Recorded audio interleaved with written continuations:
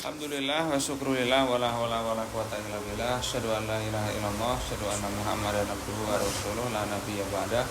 Allahumma shalli ala sayyidina Muhammadin wa ala alihi wa ashabihi wa man tabi'ahum bi ihsan ila yaumiddin, amma ba'du. Teman-teman sekalian yang saya banggakan, kita bisa kuliah lagi ya pada pagi hari ini ya. Meskipun beberapa kuliah yang lain tidak ada recordnya, tapi sudah ada usaha yang bagus untuk record kuliah hari ini. Nah, hari ini kita akan membicarakan apa saja sih perbedaan-perbedaan dan juga katakanlah bukan perbedaan ya, perbedaan dan persamaan pemikiran ilmuwan-ilmuwan muslim di Indonesia dengan di internasional. Ya. Khususnya yang bidangnya itu adalah membahas tentang hubungan antara agama dan sains. Ya. Hubungan antara agama dan ilmu pengetahuan. Itu menurut saya perlu kita kaji. Untuk menjawab suatu pertanyaan. Apakah ilmuwan di Indonesia itu mengikuti perkembangan keilmuan di luar negeri, atau ilmuwan di Indonesia ini punya tempat dalam kancah pemikiran antara agama dan sains di nasional dan internasional? Dan terus apa yang kita lakukan di kampus ini dalam melakukan hal seperti itu, atau dalam ikut terlibat pada diskusi keilmuan seperti itu. Nah, ada satu artikel yang mungkin kita akan bisa mulai dari situ. Judulnya adalah Islam dan Sains, antara Islamisasi ilmu, pengilmuan Islam dan transintegrasi ilmu. Teman-teman, nih siapa yang kemarin bahas Kunto Wijoyo, pengilmuan Islam? Ada nggak? Kayaknya ada sih. Husnul bukan? Kunto Wijoyo, pengilmuan Islam. Itu siapa? Bukan. Nah, kalau misalnya ada lagi transintegrasi ilmu, atau yang banyak di UIN itu adalah integrasi ilmu. Ya, itu kayaknya ada Fauzi sama Ade ya. Coba ente cerita Fauzi, integrasi ilmu yang ente bahas seperti apa? Siapa tokohnya? Jadi tokoh yang membahas tentang integrasi ilmu yaitu Prof. Hamid. Beliau tokoh utama pemerakasa sekaligus penggagas lahirnya paradigma integrasi dan interkoneksi keilmuan. Terus Konsep keilmuannya lahir sebagai respon atas keprihatinan terhadap model pendidikan yang bersifat memisah-misahkan secara kaku antara ilmu agama dan ilmu khusus. ilmu umum ya. Ya, ilmu umum. Paradigma ini didesain tidak hanya untuk menjadi konsumsi atau wacana di kalangan mahasiswa, akan tetapi diimplementasikan secara terstruktur dalam perguruan tinggi Islam di Indonesia. Nah, coba gini, maksudnya yang ente lihat seperti apa? Yang antum melihat itu seperti apa? Apakah dia berusaha menghubungkan antara ilmu dan agama Islam itu seperti apa? Terus juga ada tokoh ya yang disebut gak kira-kira dalam internasionalnya? Coba itu saya kasih pertanyaan, nanti habis ini saya minta. Nah, sekarang ada ini di UIN Sunan Gunung Jati itu ada bentuk integrasi ilmu dengan narasi namanya Wahyu Memandu Ilmu. Itu dirumuskan dalam kurun tahun 2012 dan 2013 sebenarnya kalau saya lihat. Dan ya sekitar tahun itu sih sebenarnya mengawalinya. Lalu dia punya rencananya itu di tahun 2020 sudah mulai terstandar nasional, baru nanti 2030-an itu terstandar internasional. Di antaranya kayak gitu. Nah, coba ente cerita apa yang ente temukan tadi dalam paradigma Wahyu Memandu Ilmu itu. Dari video YouTube yang Wahyu Memandu Ilmu yang disampaikan oleh Prof. Dr. Nanat Fatih Nasir, beliau ini membahas Nanat Fatah ya. Nanat Fatah itu iya. rektor pada tahun sekian itu. Ya, lanjutkan. Iya, emang rektor. Yang menggagas ini semuanya rektor. Gitu. Terus beliau ini menekankan bahwa wahyu ini harus menjadi sumber utama yang membimbing akal dan pengembangan ilmu pengetahuan. Nah, ilmu juga tidak boleh dipisahkan dari iman, melainkan harus berjalan selaras dengan tuntunan wahyu agar tidak terjebak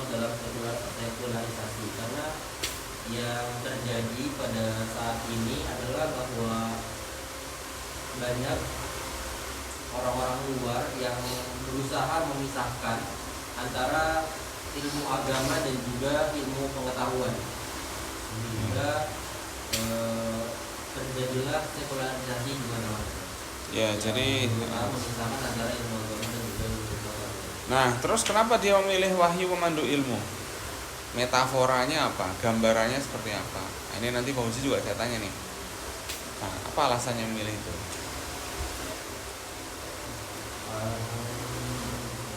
Alasan Nah, ente cari dulu. Fauzi, coba ente cerita.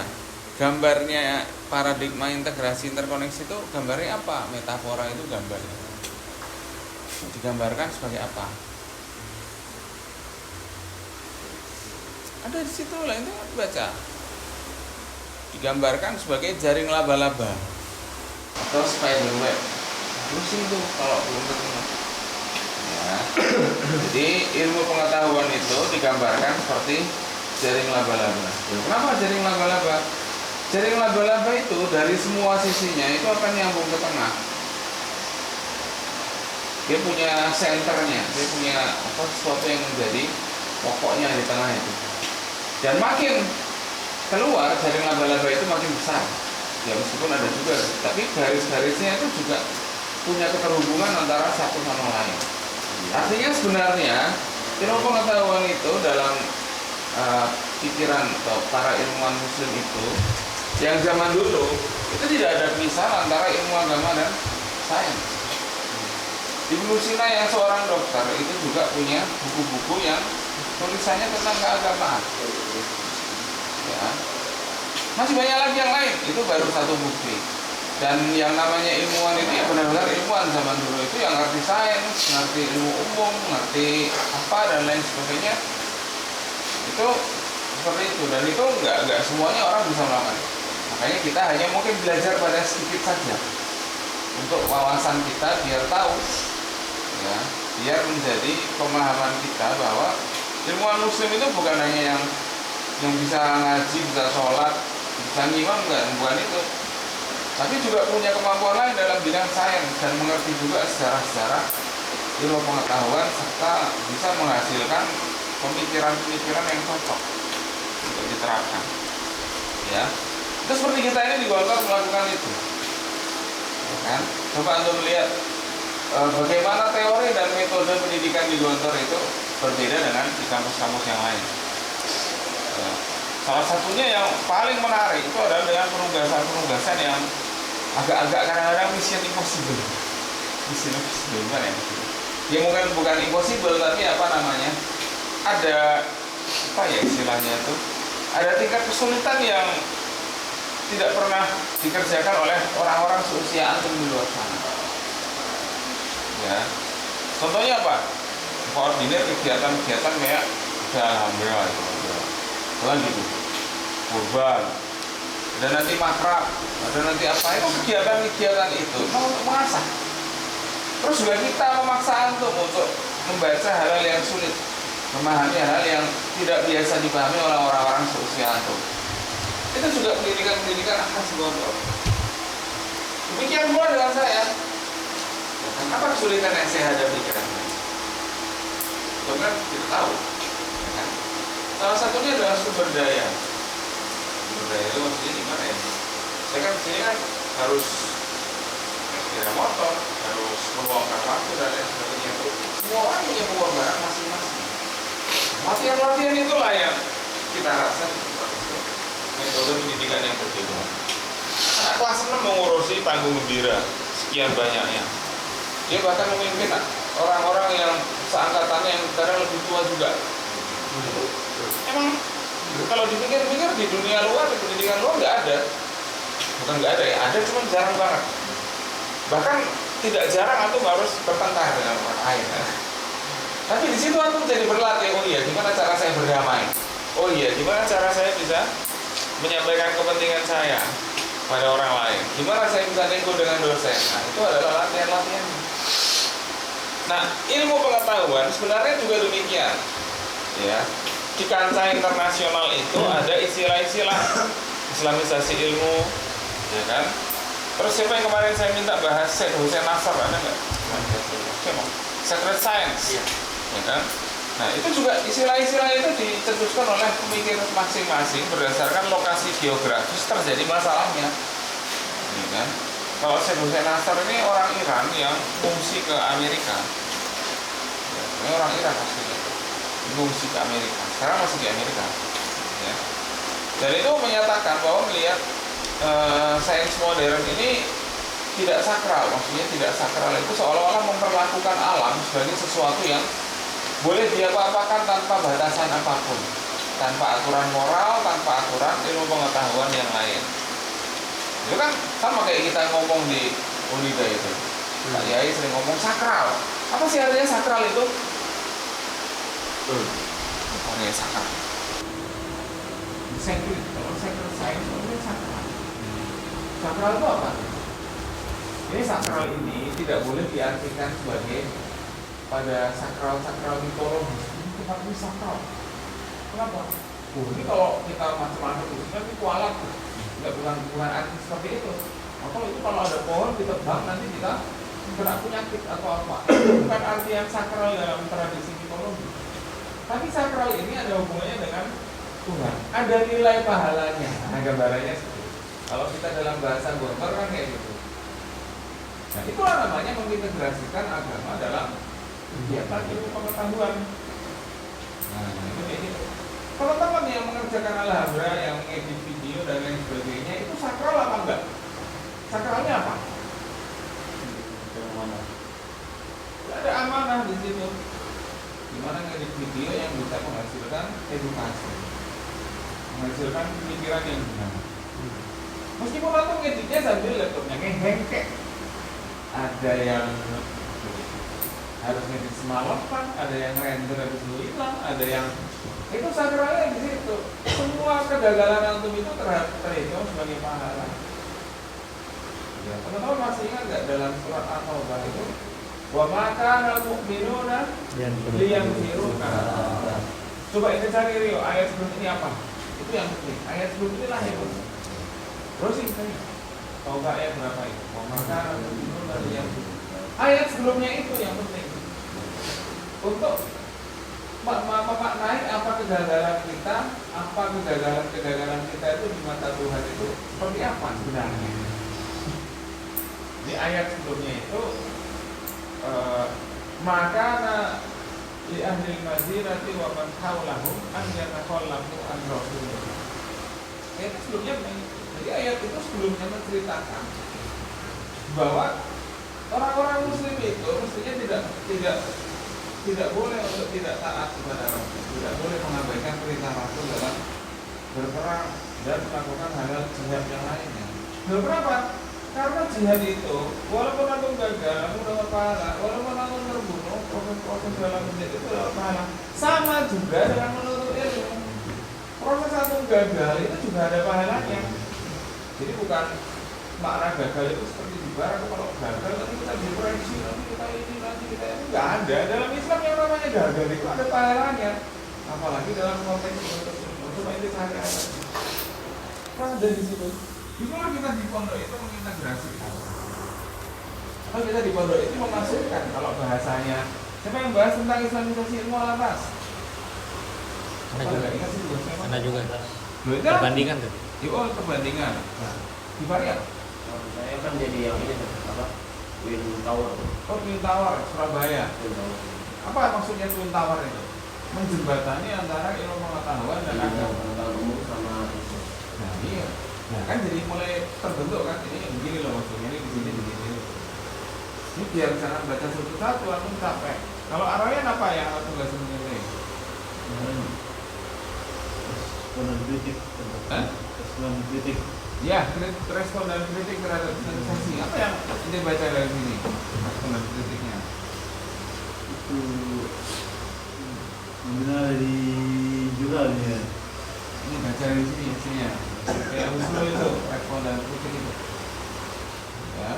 Salah satu respon dan kritiknya itu terhadap Islamisasi itu apa? Menganggap bahwa proyek Islamisasi ini sulit dilaksanakan karena memang banyak sekali tuntutannya, langkah-langkahnya. Tapi sebenarnya dalam kegagalan itu nggak apa-apa. Nah, ini kita jarang memaknai suatu kegagalan. Makanya ini paper Islam dan Sains ini dia membicarakan tentang tiga aliran yang sudah ada dalam kancah pemikiran Islamisasi. Kalau Islamisasi ilmu itu istilah untuk yang kita pakai, yang istilah ini diinisiasi oleh Al-Atas dan juga Al-Faruqi punya teknik detailnya yang berbeda. Nanti ada lagi di kampus Indonesia. Nah, kalau di kampus Unida kita ini gimana Islamisasi ilmunya, teman-teman sekalian? Nah, itu kita sudah ada sistem asrama, yaitu memasukkan nilai-nilai Islam ke dalam kegiatan-kegiatan lah. Kegiatan-kegiatan bukan hanya diskusi aja. Diskusi kan ngobrol, tapi yang melaksanakan apa yang ditaksikan dalam kegiatan-kegiatan itu. Ini biar teman-teman ini memaknai kegagalan ya. Apa sih sebenarnya artinya gagal itu? Itu dalam ayat surat atau ketemu nggak? Coba aja baca ayatnya. Bismillahirrahmanirrahim. Wala yunfiquna nafaqatan saghiratan wala kabiratan wala yaqta'una wadiyan illa tibalahum yajziyahumullahu ahsana ma kanu ya'malun. Nah, ayat sebelumnya lagi.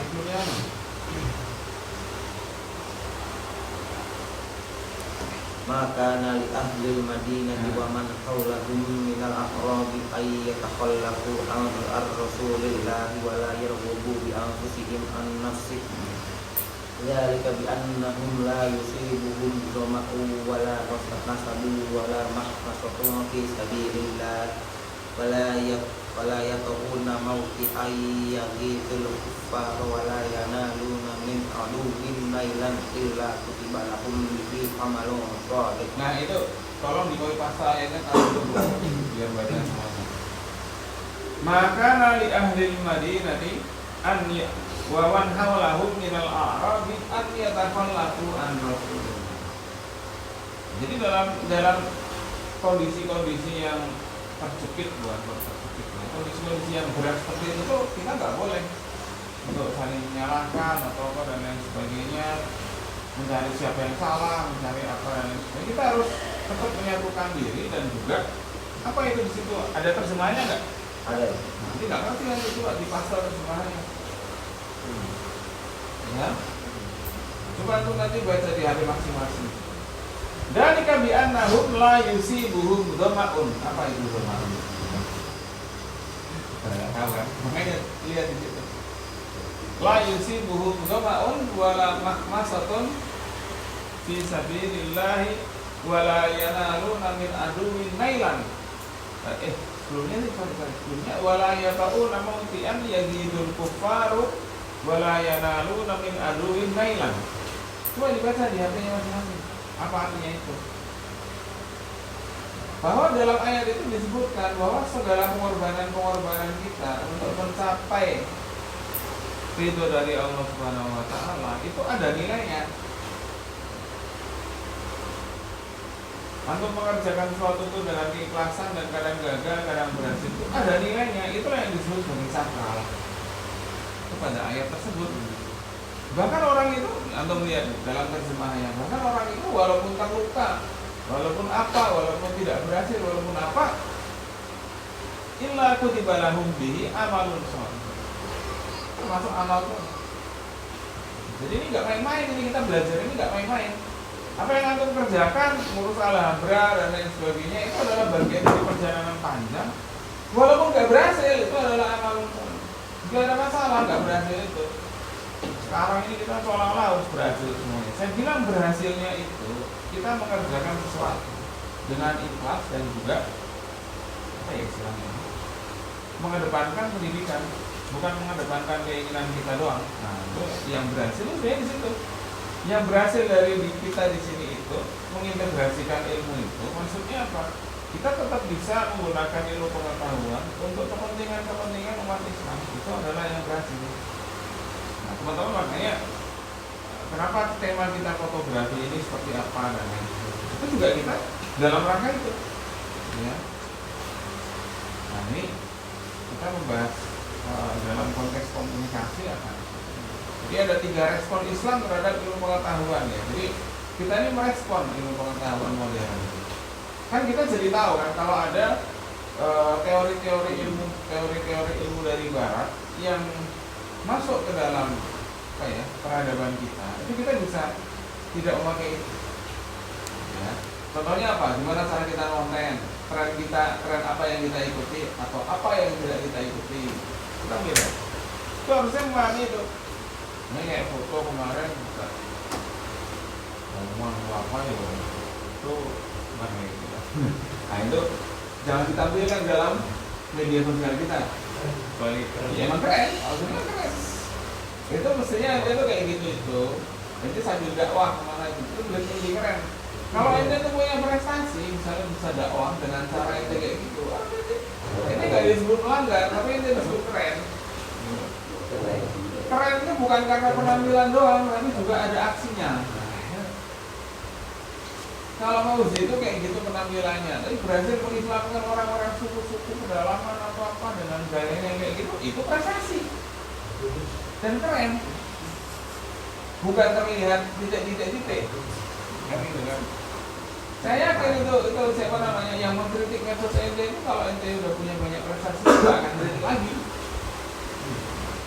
Jadi itulah Kak, dalam kehidupan itu butuh hal seperti itu untuk orang percaya. Ya mohon maaf ya, manusia ini kan percaya dengan apa yang dilihatnya, emang kan? Kalau hanya dengan omongan tidak selalu percaya. Kita ngomong bangun pagi kan, saya juga bangunin kan itu. Jadi percaya, mestinya percaya dengan itu. Maka itu penting banget. Itulah yang dikatakan yang Hasan Abdul Wahab kemarin. Apa intinya dalam ini? Uswah. Setelah itu apa? Masih ini berarti keamanan itu. Bagaimana keamanan? Uswah. Dengan keteladanan akan melahirkan orang-orang yang mantap mengikuti keteladanan tersebut. Ini kiai ngomong apa namanya berdiri tinggi, tak ikutin tak apa ya itu jelas. Ini kiai ngomong kepentingan untuk santri dan mahasiswa, tentu kiai kepentingan. Wah itu nggak lihat ya. 90 tahun dulu itu ketika Stadion Gontor itu baru jadi, itu banyak yang kayak ini di Stadion Gontor itu apa bagus. Kemarin kan waktu ada timnas atau apa ya terpergi. Kok di Pulau Lombok ada Stadion Gontor? Kabupaten ini nggak punya. Benar itu. Banyak yang ingin minjem. Minjem itu dalam arti bayar. Tapi Pak Yai bilangnya apa? Ini untuk kepentingan santri, untuk kepentingan pendidikan, tidak dikomersialkan. Jadi tidak untuk kepentingan nyari duit. Tapi untuk apa? Iya. Biar santrinya bisa main di stadion ya bagus. Biar santri nanti punya rasa percaya diri yang tinggi ketika apa? Nanti kali aja nanti akan main di stadion yang kayak gitu. Jadi percaya diri nggak down mentalnya. Ya kan? Santri dikasih tugas untuk jadi apa? MC nasional, karena gitu kan, dan lain sebagainya. Nanti juga gitu, nanti jadi tugas operatorin acara-acara yang besar-besar. Dan nanti mungkin ada menteri, ada apa, itu biar itu tuh tambah pede. Itu namanya siko. Jadi setelah ada uswah, ada apa? Siko. Siko ini bukan siko ya seperti yang dimengerti oleh Rio ya, tapi siko di sini adalah kepercayaan diri. Ya.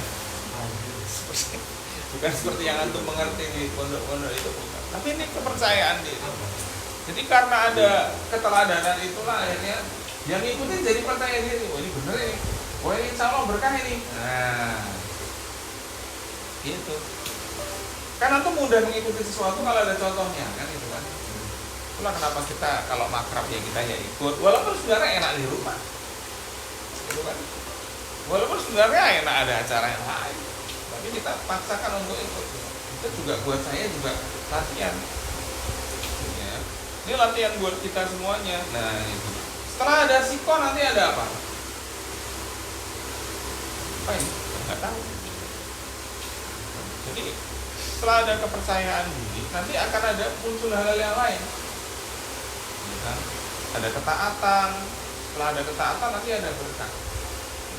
Jadi setelah kita melakukan dengan baik, dengan keteladanan, dia ada berkahnya. Nah ini mungkin ini nanti ketika Milad Unida ini kita akan bakal sering nih bangun-bangun pagi. Paling ketika milad nanti saya juga banyak kegiatan juga di Jogja, Solo sana. Jadi saya kayaknya akan sendirian di rumah dan akan bangunin album. Nah, tanggal 6 sampai 12 ini insya Allah subuhnya pada beneran dan kita benar-benar serius.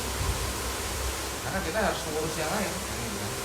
Tapi dalam hal ini, nah kita kembali lagi ke respon itu. Berarti sebenarnya di Unida Gontor ini punya metode islamisasi yang berbeda dari apa? Dari mengislamkan, bukan mengislamkan ya. Maksudnya Islam ini dalam arti, nah ini kita kembali ke pengertian islamisasi kemarin itu. Siapa yang kemarin bahas islamisasi alatas selain Miftah? Apa itu islamisasi? Itu yang kita ingat kemarin apa? Apa itu islamisasi teman-teman? Pembebasan manusia dari mitos, ya kan? Budaya-budaya yang non Islam, sekuler, animisme, dinamisme, itu islamisasi itu membebaskan. Jadi islamisasi itu bukan sekedar orang biar masuk Islam, bukan. Tapi intinya itu adalah membebaskan. Bebaskan apa? Manusia dari unsur-unsur pikiran sekuler. Kalau antum berpikiran bahwa udahlah ini urusan yang agama serahkan ke dia, kalau ini urusan yang non agama serahkan ke kita, itu adalah sekuler. Jadi kita ini ngurus agama, juga ngurus ilmu pengetahuan, juga ngurus yang lain, itu yang benar. Walaupun itu susah, ya emang yang susah itu yang benar. Ya, yang susah itu yang benar. Jadi pemimpin kok yang kaya cuma keluarganya doang, nah itu nggak benar. Umatnya tetap kiri, umatnya tetap nggak sejahtera, nah, itu nggak benar. Atau umatnya spiritualnya turun atau ambruk, atau hanya sekedar kaya-kaya raya tapi tidak ada spiritualnya, nah, itu salahnya. Itu juga termasuk sekuler. Nah ini emang nggak mudah. Ya, makanya orang salah paham ketika membaca tentang islamisasi. Seolah-olah islamisasi hanya menekankan dimensi Islam saja, pakai pakaian baju muslim, pakai kupluk begini, ya kan? Tapi nggak ngerti ilmu pengetahuan modern, nah salah. Kita nih ngerti ilmu pengetahuan modern, bisa ngedit video, bisa aplikasinya ganti-ganti, ilmu tagging videonya bagus, ya kan? Jadi itu adalah kita mengintegrasikan menggunakan teknologi untuk kepentingan umat Islam. Ya, maka yang media-medianya itu masih belum bisa, ya sekarang belajar lah untuk tagging video atau apa, belajar. Kalau emang nggak bisa di broadcast ya di PR. PR berarti antum bisa komunikasi dengan baik, menyelesaikan tugas-tugas terkait dengan itu dengan baik juga. Nah ini itu biar kita tidak salah paham apa itu pengilmuan Islam. Kalau pengilmuan Islam itu menekankan ilmu pada Islam, ini sama juga udah ada di islamisasi. Ya. Nanti ada juga integrasi antara keseimbangan antara Islam dan ilmu agama. Itu juga sama sebenarnya. Nah kita di Unida ini ketika ngomong islamisasi itu mudah sekali. Kenapa? Kita ada asrama, ya kan? Dalam sistem asrama itu orang gampang aja. Ya, ada sholat jamaah, ada apa, itu mudah. Nah, itu bukan hanya menekankan dimensi Islam, tapi ada kuliah juga di asrama. Lah ini yang penting. Kita kuliah ini ngomong ilmu pengetahuan. Ya. Coba saya mau nanya nih, Husnul, aplikasi editing video apa yang dikuasai? CapCut. Tok. Udah nyoba DaVinci? Mungkin sementara itu Harus nyoba. Nah, coba yang PR nih, Ade. Teori-teori komunikasi atau public relation apa aja yang udah ente baca?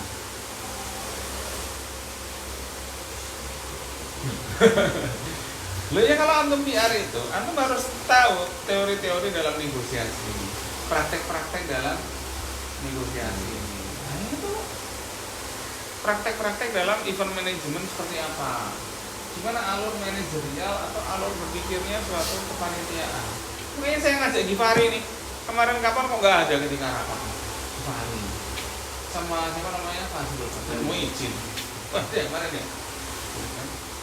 Nah ini penting saya ajak kepanitiaan. Nanti yang lain juga saya tarik juga nih untuk spesifik ngurus ini. Ya milad ini. Biar apa? Biar yang PR ini punya latihan-latihan yang terkait dengan public relation. Jadi bisa nggak berdamai dengan mata kuliah apa itu yang hari Sabtu jam 10 itu? Kok kemarin saya dengar katanya nggak jadi ada kuliah? dari beliau yang Sabtu jam 10 itu loh, itu kan ada mata kuliah yang diambil oleh dosen yang terkenal. Tapi antum katanya nggak ada. Gitu. Nah, kemana kemarin pada tanggal 10 pada hari Sabtu jam 10 itu? Pada kemana teman-teman ini? Dia datang terus telat. Jadi kenapa telat? Mestinya datang lebih dulu, ya kan? Mestinya antum yang konfirmasi lebih dulu lah. Itu public relation jelek sekali, ya kan? Biasanya beliau kuliahnya jam berapa mintanya? 10. Ya kita standby setengah 10. Pak, kita udah lengkap setengah 10. Gitu, ya kan? Sabtu besok anak pengen dengar setengah 10 udah lengkap. Ini public relation itu tuh supaya kita itu menghindari konflik. Kalau kita konflik dengan dosen dan lain sebagainya, dan dosen itu terpancing emosinya, lalu ketika memberikan antum penilaian tidak secara objektif lagi, secara apa? Secara emosional. Nah, ini datangnya telat, bahwa ini gini, bahwa ini tugas nggak selesai, itu yang diingat. Itulah public relation itu penting banget. Kan kita tuh kenapa itu ada peribahasa? Karena nilai titik merusak seluruh sebelahan. Gara-gara satu hal kecil yang jelek, semua kebaikan bisa terhapus. Hujan sehari menghapus panas tahun. Peribahasa yang lain gitu. Public relation itu untuk menghindari hasil-hasil yang seperti itu. Gara-gara kesalahan kecil, hal-hal bagus yang lain tertutupi. Ini public relation itu ilmu yang mempelajari supaya hal-hal itu tidak terjadi. Gitu loh. Ini teman-teman belum mengerti hakikat komunikasi. Ya wajar sih, mungkin kita belajarnya dengan cara yang berbeda, gitu kan? So ya mungkin, ya kalau saya sendiri sih mengakui mungkin saya yang kurang bisa mengajar aku dan lain sebagainya. Ya demikian, saya juga mohon maaf. Kan? Tapi terlepas dari itu, bagaimana kita memahami ilmu komunikasi yang harus kita kuasai ini penting. Kok kita di ilmu komunikasi ada PR, kok kita sering konflik sama orang? Aneh ini, ya kan? Kita di ilmu komunikasi ada manajemen media, kok di medianya malah bikin konflik? Nah ini masalah ini. Media yang kita terbitkan kok malah dikritik orang karena nggak sesuai dengan apa? Nah yang salah ini. Berarti kita belum memahami ilmu komunikasi. Itulah kenapa kita terus belajar kan gitu kan. Jadi itu nggak apa-apa teman-teman. Kegagalan itu harus jadi pelajaran. Ya. Tolong ini semua mata kuliah jangan ada yang konflik dan jangan ada yang nilainya jelek. Karena kita ini di Indonesia, orang itu seringkali mencampur adukkan penilaian secara emosional. Sekali antum dilihat nggak baik, ya udah antum dilihat bisa, iya kan? Padahal antum punya keterampilan banyak, padahal antum punya prestasi yang lain dan lain sebagainya. Sekali dilihat nggak baik, malah itu kan kacau kan gitu kan. Jadi di masyarakat kayak gitu. Itulah kenapa yang kita katakan tadi itu, masyarakat kita ini kadang-kadang berpikirnya masih sebelah. Kalau dia tuh imamnya bagus, ngajinya bagus, seolah-olah bisa melakukan apa aja semuanya. Itu kan belum tentu, ya Pak? Ya, tentu. Nah, itulah. Hari-hari ini kita mendapat bukti yang lain. Pesantren lain, ada yang hafid tapi begini. Kita sudah mendapat bukti bahwa tidak semuanya. Itulah kenapa di Unida kita melatih semuanya. Itulah islamisasi itu diantara penanaman adab gitu. Ini islamisasi ada dua. Kalau Al-Atas itu metodenya yang pertama apa? Mengeliminasi unsur asing tadi itu. Ya kan? Jadi kalau kita ini pakarannya apa, peminatannya PR, tapi malah berantem sama orang lain, PR-nya buat berantem, salah. Jadi kita belum bisa mengeliminasi unsur asing. Di barat PR itu memang buat menipu. PR itu buat pencitraan. Yang penting citra perusahaan itu baik. PR tujuannya di barat. Soal mereka merusak lingkungan, soal lain. Dan saya mau nanya, apakah di barat sana ini banyak perusahaan yang merusak lingkungan? Banyak. Tapi dengan ilmu PR mereka tidak kelihatan. Ketika lingkungan itu rusak, misalnya di suatu desa terdampak, mereka apa? Melakukan bakti sosial. Seolah-olah dilihat bahwa perusahaannya baik. Apa itu? Membuat bakti sosial. Padahal yang merusak mereka. Ngerti nggak menurut saya? Coba. Gimana orang nggak bingung? Kan gitu kan? Kalau pengetahuan di barat itu disebut membingungkan karena faktor itu. Gitu. Kamu harus memahami. Ini hakikatnya ilmu komunikasi itu bisa dua hal, bisa untuk menipu, bisa untuk menyatakan kebaikan. Nah ini makanya proses tagging video ini bagus, ini harusnya nih diperbanyak ini tagging video pagi-pagi ini biar lama-lama orang banyak ke sini. Kalau perlu kita cari tempat yang agak nggak terlalu representatif gitu. Biar apa? Biar yang di bawah sana itu tahu kalau di sini mereka nggak bagus, nanti diperbaiki. Biar diperbaiki. Ayo kita cari mana tempat yang nggak representatif, kita boleh ke sana, kita shopping kan. Jadi kalau orang bilang, kok kayak gini sih? Loh, saya menunjukkan apa adanya, saya bilang gitu. Kalau antum nggak suka, perbaiki tempatnya, bukan perbaiki konten saya. Saya kan ngomong kayak gitu kan enak, kan gitu. Kalau antum yang ngomong kan dia nggak mau. Kalau saya sudah waktunya saya ngomong kayak gitu, kan gitu. Kalau antum yang ngomong ya antum dia mau. Kalau saya yang ngomong kan biar orang begitu.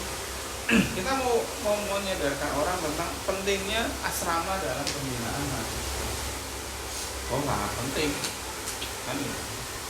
Dan itu dalam rangka kita saling mengingatkan pada kebaikan. Kalau nggak bisa diingatkan dengan lisan, kita ingatkan dengan video, kan gitu kan.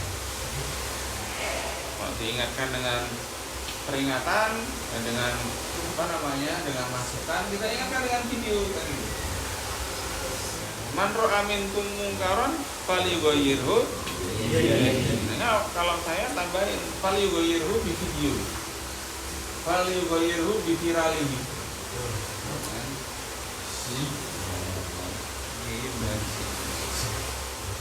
Nah, ini saya tidak main-main soal seperti ini.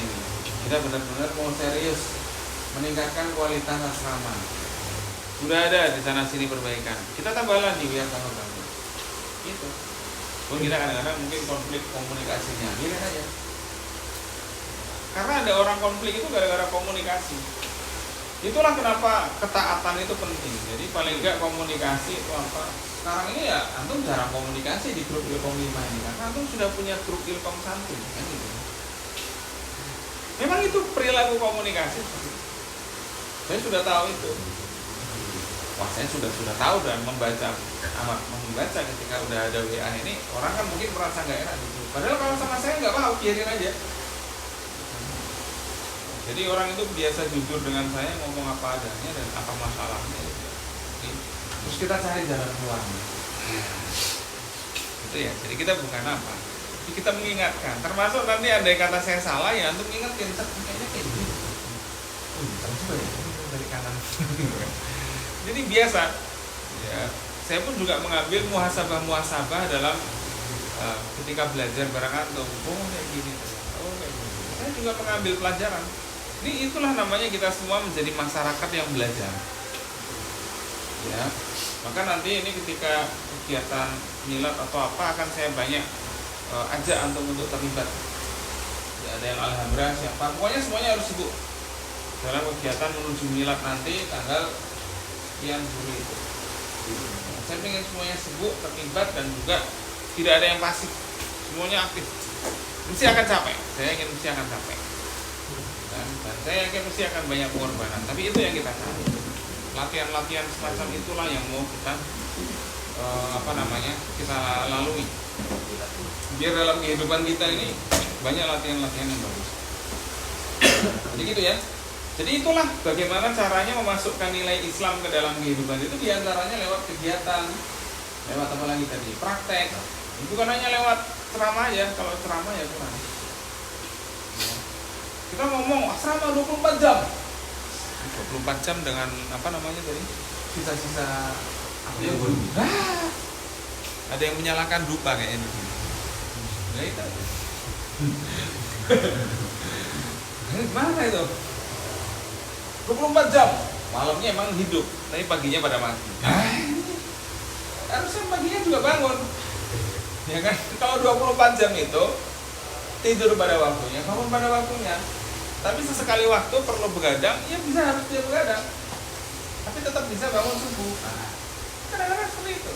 Tapi ya dengan keterbatasan kita sebagai manusia ya wajar saja. Kalau teman-teman hari-hari Alhambra ini pagi-pagi ya agak kesiangan, jadi saya perlu bangunkan, ya kan? Itulah yang orang luar itu melihat ini. Coba misalnya orang tua antum melihat antum itu wirawiri ngurus Alhambra, ngurus apa, kelihatannya lelah, itu orang tua antum malah senang. Ini mendapatkan latihan beneran nih. Karena saya mendapatkan latihan hidup yang mahal dan berharga. Itu loh, makanya teman-teman ini saya akan ngomong ini 1000 kali. Ya. Biar nanti antum kepikiran, punya lembaga pendidikan nanti ya nggak tahu ya kita.